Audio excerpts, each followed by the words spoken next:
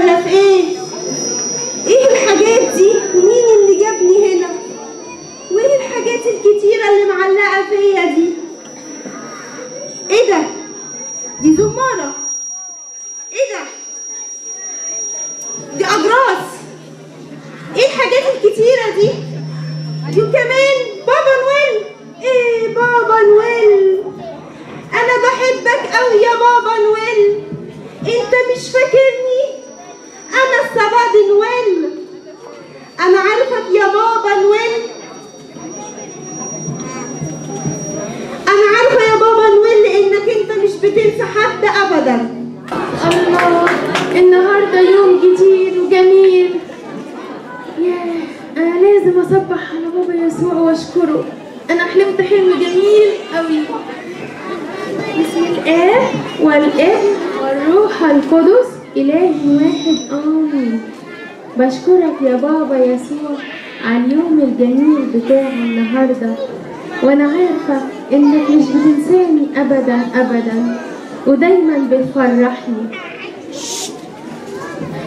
بس كان نفسي قوي يكون عندي بابا نويل يجيب لي كادو،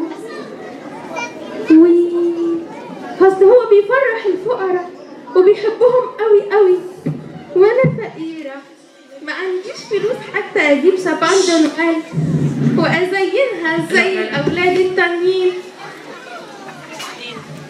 ايميلي انا السبع نويل. ايه ده؟ الصوت ده جاي منين؟ انت مش فاكراني يا ايميلي؟ انا السبع نويل. انا السبع نويل. ايوه سباندا نويل عندي انا هنا في البيت. لا انا لسه بحلم، انا بقى نايمه. لا انا صاحيه. سباندا نويل انت جيتي هنا ازاي؟ انا جيت. انا مبسوطه قوي يا ايميلي ان انا معاكي. انا كمان، انا مش مصدقه نفسي خالص. ايه انت ايه اللي جابك؟ مين جابك هنا؟ ما اكيد ما جيتيش ماشيه. انا مش عارفه. انا كنت نايمه وصحيت وفتحت عينيا ولقيت نفسي هنا. انا مش عارفه.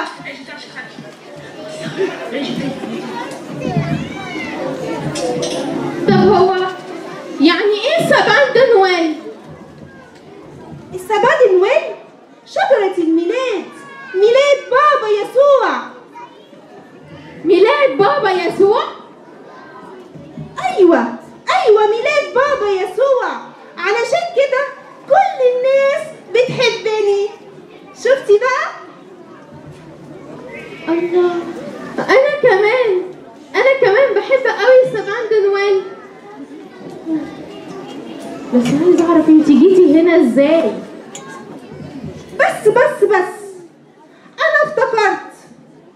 انا كنت في مجازان بيبيع السبع، وبعدين جه راجل كبير عجوز دقنه طويله بيضه ولابس احمر في احمر، وكان معاه كادو كتير. راجل عجوز ودقنه بيضه طويله ولابس احمر في احمر. ده البيغ نويل. ده البيغ نويل هو اللي جابك ليا هنا. ايه ده؟ ازاي انا ما عرفتش ان هو البيغ نويل؟ ايوه فعلا ده البيغ نويل. ازاي انا ما عرفتوش؟ ياه، انت عارفه انا بحب قوي بابا نويل، وكنت لسه بقول لبابا يسوع اني نفسي اشوفه عشان هو بيحب الفقراء وبيجيب لهم كادوهات كتير قوي. انا مش مصدقه نفسي اصلا ان انت عندي هنا. يعني بير نويل بيحبني قوي وجاب لي كادو انت. بس انا عارفه انا ليه ما افتكرتش ده. انا عشان كنت تعبانه قوي. هما جابوني من مكان بعيد قوي وحطوني علشان كنت تعبانة قوي، علشان كده ما افتكرتش ولا عرفت انه البير نويل.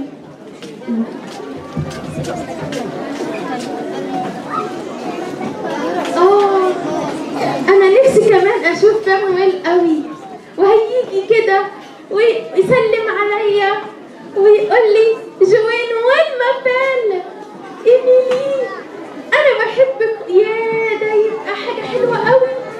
تفتكري الامنيه دي ممكن تتحقق؟ يا بير نويل يجيلي انا وهيديني كادو واحد بس، وهو بيبقى معاه كادو كتير قوي، بس انا اخد واحده عشان اخواتي حبايبي الباقيين ياخدوا هما كمان كادو. مش هاخد اكتر من كادو واحد ليا انا بس. بابا نويل احنا فاكرينك من سنة فاتت كنت هنا، جبت هدايا كتيرة جميلة وحكاية حلوة عن ربنا. بابا نويل احنا فاكرينك من سنة فاتت كنت هنا، جبت هدايا كتيرة جميلة وحكاية حلوة عن ربنا. رايون لسه معايا بتقول دايما توت توت، قبل ما انام تحكي لي حكاية وتخليني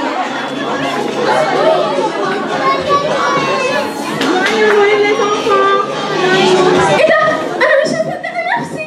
بير نويل انت هنا؟ انت كده عشان ايميلي عاملة ايه؟ انا كمان مبسوط خالص ان انا شفتك وشفت كل الاطفال الحلوين دول. انا مش مصدقه نفسي. انا اكيد بحلم. انت جيت هنا عشاني انا؟ ايوه طبعا. طيب ممكن اتصور معاك؟ انا لو صورت معاك اصحابي مش هيصدقوا ان انت جيت لي انا. صدقي انا باجي كل نويل عشان افرح كل الولاد. اعمل فوتو. الله، انا اصحابي مش هيصدقوا خالص ان انا شفتك وانت جيت لي معايا هنا. بابا نويل انا عايز اسالك سؤال، انت ليه دايما كل سنه بتجيلنا في نفس المواعيد وتجيب لنا معاك كادو وهدايا كتير أوي؟ انا باجي علشان ده عيد ميلاد بابا يسوع، زي ما هو جه وفرحنا بميلاده انا جايه افرح كل الاولاد الحلوين واديلهم كادو. انت جيت عشان تفرحنا؟ ايوه طبعا. طيب انا عايزه اعرف حاجه، هو انت كنت صغير زينا كده؟ طب يا مسير كان عندي بابا وماما زيكم كده. انا كمان كان ليا اسم تاني. كان اسمك ايه؟ ايوه كان اسمك ايه؟ نيكولاوس. اسمك نيكولاوس؟ ده اسم جميل قوي. وكنت كمان اسقف على فيل دو موغا، ايفاك دي فيل دو موغا. كنت ايفاك اسقف زي اسقفنا الانبا مارك؟ ايوه. طب قول لي يا بابا نويل، انت ليه كل سنه بتجيلنا وتجيب معاك هدايا كتير قوي؟ انا وانا صغير بابا وماما كانوا بيعلموني اروح الكنيسه واحضر القداس واسمع كلام ابونا واحفظه، وكنت دايما بشوفهم بيدوا الفقراء حاجات وفلوس، فانا اتعلمت منهم. وفي مره من المرات كان في حد محتاج فاديت له، فقلت خلاص في كل عيد ميلاد بابا يسوع انا اروح اجيب الكادو واحطهم في شوسات وانزلهم الشامينيه كده، كل الاطفال لما يصحى الصبح يلاقوا الكادو يكونوا فرحانين. طب وانت جايب لي انا كمان كادو؟ يا سير بس استني. ايه؟ انا سمعت ان في ماريونات وانا بحب قوي اتفرج على الماريونات. انا هديكي وهدي كل الاطفال الحلوين دول، بس بعد ما نتفرج على الماريونات تتفرجوا معايا؟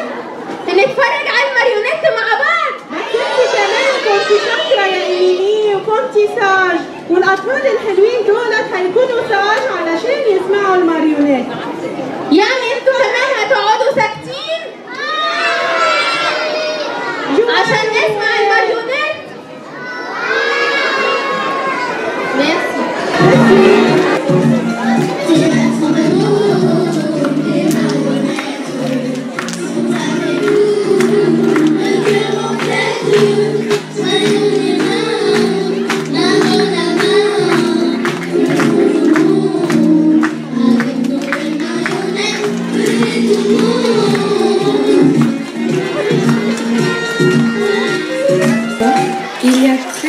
très longtemps, il y avait une grande rivalité entre les Juifs et les Samaritains, car les Juifs étaient très pratiquants et très stricts sur les règles de la religion, alors que les Samaritains, eux, ne l'étaient pas du tout.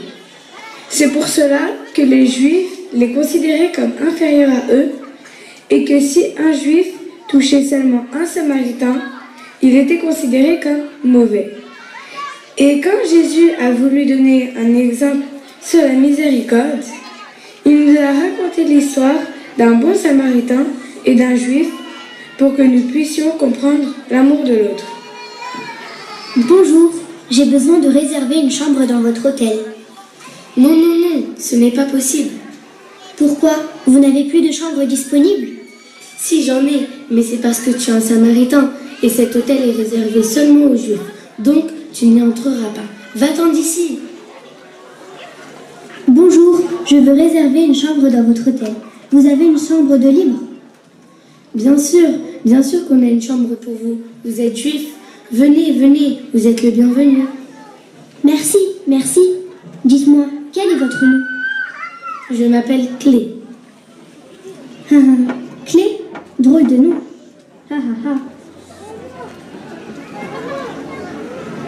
C'est qui, lui? Il est complètement abattu.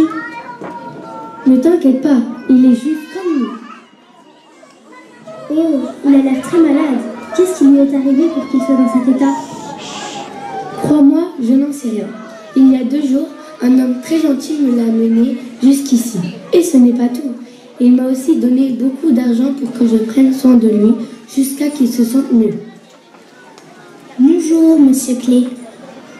Bonjour, monsieur. Ça fait 2 jours que vous dormez. Comment ça va maintenant? Ça va beaucoup mieux, merci. Grâce à Dieu, je me sens en forme maintenant. Heureusement que ce gentil monsieur est arrivé au bon moment pour me sauver. Sans lui, je serais peut-être mort maintenant. Une chance qu'il vous a trouvé à temps. Mais vous ne m'avez toujours pas dit qui est cet homme qui vous a aidé. Oh, monsieur Clé, c'est une très longue histoire. Je parie que ce sont des Samaritains qui l'ont frappé et volé, le laissant à moitié mort. Évidemment, qui d'autre aurait pu faire une chose aussi horrible? Les Samaritains ne nous aiment pas et nous non plus. Les Samaritains? Non, vous n'avez pas encore écouté mon histoire. Vous serez très étonnant et vous apprendrez à ne pas accuser quelqu'un sans connaître la réalité. Pourquoi être étonné? Tu m'impatientes de connaître ton histoire. Raconte-nous, on veut comprendre ce qui s'est passé avec toi. Je vais tout vous raconter depuis le début. Je suis habituée à voyager chaque année avec beaucoup d'argent sur moi. De ma ville, Jérusalem, jusqu'à une ville nommée Jéricho. Et bien sûr, comme vous le savez, le chemin de Jérusalem à Jéricho est très loin dans le désert, avec plein de voleurs. En marchant, j'aime m'occuper pour ne pas m'ennuyer. Alors je chante des louanges pour Dieu et j'aime beaucoup chanter. Tout au long de mon chemin, Dieu me protège, il m'encourage en me disant: n'aie pas peur, mon enfant, n'aie pas peur, mon enfant. Et après ce jour-là, la nuit tomba et je n'étais toujours pas arrivée et j'ai commencé à avoir un peu peur. Donc je n'arrêtais pas de prier: Seigneur, reste avec moi et protège-moi jusqu'à ce que j'arrive. Et je marchais sur mon chemin. Jusqu'à maintenant, ton histoire est tout à fait normale. Il n'y a rien de bizarre. Alors, qui est cet homme qui t'a blessé comme ça? Et qui est celui qui t'a amené jusqu'à nous? Patientez un peu, juste un peu, pour que je continue mon histoire. Donc je marchais. Oh là là! Tu vas marcher encore très longtemps? On sait que tu as marché. Et après, que s'est-il passé ensuite? En marchant, j'ai vu des voleurs au loin qui venaient vers moi pour voler l'argent qui était à moi. J'avais très peur et j'ai paniqué. Je ne savais que faire ni où aller. Donc, ils sont venus vers moi, ils ont commencé à me frapper, me donner des coups et ont pris tout l'argent que j'avais, me laissant à terre sans pouvoir bouger à cause de la douleur. Waouh, tout ça? Mais c'est un chemin de voyage. Donc il y avait sûrement d'autres personnes sur la route. Sûrement la première personne qui t'a trouvé blessé comme ça t'a aidé et t'a emmené jusqu'à cet hôtel. Pas du tout, ce n'est pas du tout ça. En premier, un homme est passé devant moi et je l'ai entendu dire « Oh là là, ses vêtements sont complètement déchirés. » Et il a l'air très blessé. Mais qu'est-ce que j'en ai à faire? Je ne le connais pas, ce n'est pas mon problème. Je vais continuer ma route. Ce n'est pas vrai. Je suis sûre que le second t'a aidé cette fois. Non plus. Un autre est aussi passé devant moi. Il m'a regardé et a dit « Il a l'air très affaibli. Mais je ne pourrais pas l'aider. Si les voleurs sont toujours là, ils pourraient venir me frapper à mon tour. Le mieux, c'est de m'en aller vite d'ici. » Oh là là, ton histoire est très triste. Tous les juifs, qui sont normalement tous tes frères, ne t'ont pas aidé. Mais du coup, comment tu es arrivé jusqu'ici? C'est vrai, tous les juifs qui sont passés devant moi m'ont laissé et sont partis. Mais Dieu, lui, ne m'a pas laissé. Ensuite, un homme sur un âne est passé à côté de moi. Et quand il m'a vu, il est descendu et m'a aidé à me relever. Quand je l'ai regardé, j'ai vu que c'était un Samaritain. Et donc j'ai été très étonnée et je lui ai dit « Tu vas vraiment m'aider alors que je suis un juif et tu es un Samaritain ?» Il m'a ensuite répondu « Dieu nous a dit dans la Bible « Tu aimeras le Seigneur ton Dieu de tout ton cœur, de toute ton âme, de toute ta force et de toute ta pensée, et ton prochain comme toi-même. » Donc je lui ai dit « Mais moi, je ne suis pas ton prochain, je suis ton ennemi. » Le Samaritain répondit « Bien sûr que non, Dieu nous a dit d'aimer tout le monde. » Et après, il m'a porté et m'a mis sur son âne. Il a marché jusqu'à l'arrivée de cet hôtel. Je n'arrive pas à croire ce que je viens d'entendre. C'est donc un Samaritain qui t'a aidé?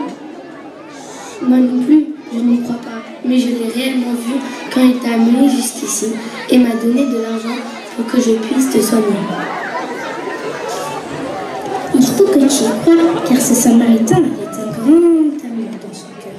Ce qui lui a permis de ne pas faire la différence entre lui et Samaritain, et aussi de lui permettre d'aider n'importe qui en a besoin. Ton histoire est très belle. J'ai appris qu'il faut que j'aide n'importe qui, même s'il ne m'aime pas. Et aussi d'aimer tout le monde, parce que Dieu nous a dit ça. Dès maintenant, mon hôtel sera accessible à tout le monde, aux Juifs et aux Samaritains. Et je vais aussi changer le nom de mon hôtel. Je vais le nommer le fondateur de la miséricorde. Vous avez compris les enfants ce qu'il fallait apprendre de l'histoire d'aujourd'hui? Il faut que notre cœur soit plein d'amour pour tout le monde et que n'importe qui aurait besoin de notre aide, il faut l'aider sans avoir à connaître sa nationalité, sa couleur ou sa religion. Maintenant, on va chanter tous ensemble le chant de la miséricorde.